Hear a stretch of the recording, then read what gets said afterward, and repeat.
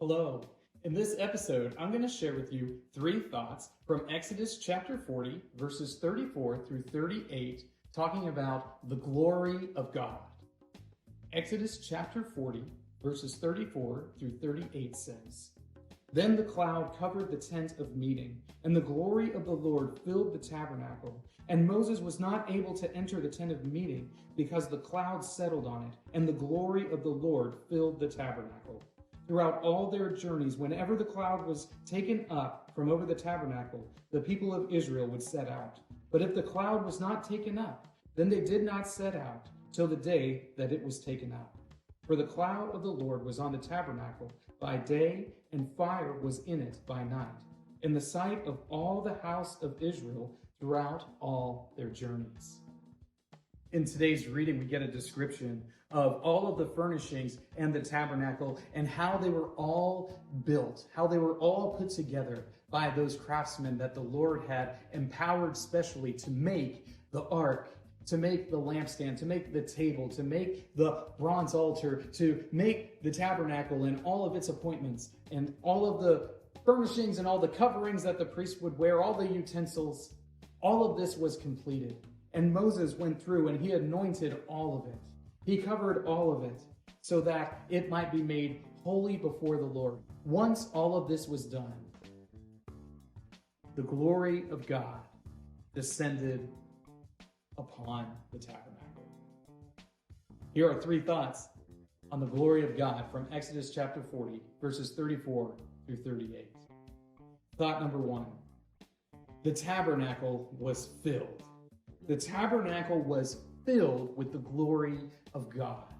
The tabernacle that the people of Israel had spent so much time, so much effort, so much of their limited resources to put together was finished, it was set up, it was consecrated to the Lord, and the Lord filled it with his presence. The Lord descended upon it. It was in this great cloud, and the cloud was so thick that none were able to enter into it. The tabernacle became the representation of the presence of the Lord for the people of Israel. Thought number 2, none could enter. The tabernacle was so full of cloud and so full of the glory of God that not even Moses, who had gone up on Sinai and had dwelt with God 40 days, 40 nights, Moses who had spent time with God as he revealed his word to him, Moses was not able to enter into the tabernacle. The glory of the Lord had been manifest in such a great way that no one, not even this man whom God had chosen specifically to lead the people of Israel, he could not go inside. None could enter into the tabernacle when the Lord's presence was there. When the Lord's presence was there, the people of Israel could not leave. They were stuck there. They were stuck there because they couldn't take any of the tabernacle, any of the furnishings, anything with them. Because this is where God was. This was where he was making himself manifest to them in a special way.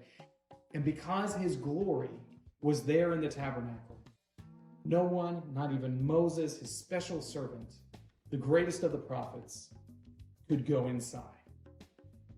Thought number 3, Israel saw God's glory. Israel saw this great cloud or this great fire, whether by day or by night. They saw it there in and around the tabernacle. They knew that God's presence was there. They were witnesses of his glory, and still they would be disobedient to him. Still they would doubt him.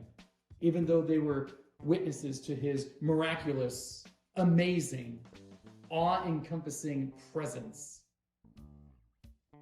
they would disobey him.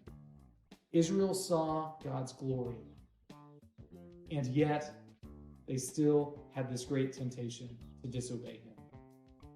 I think there's a lesson for us there that even if we were to see the greatness of God, we'd probably forget it in a little while. Even if we did see the great things that God had done up close and personal, serious miracles, fires from the heavens, that kind of thing, plagues on Egypt, we would still doubt the power, goodness, and glory of God. These three thoughts come to you from today's reading, Exodus 37 through 40. If you'd like to read through the Bible with me, I'd encourage you to join the Facebook group Through the Bible, where we are reading the text of Scripture together.